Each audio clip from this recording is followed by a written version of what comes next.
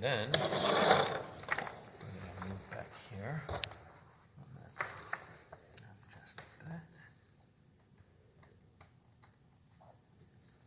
So it was a hole right between the letters. You see that? So if it went on the letters, I would have had more of an issue, but it was right in between there. You see that? So now it's at least it's fixed up. Yeah.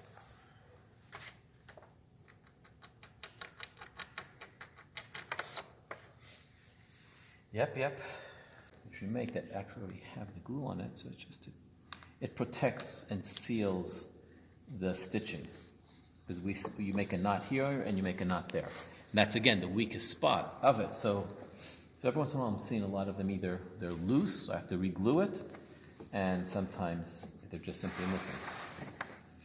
You see how these letters here there's white in them? That means the ink has been drying off and popping off. So this is what we call the early stage of letter deterioration. That samach isn't good. But all these little white spots that you're seeing here, so I'm going to be fixing them right now.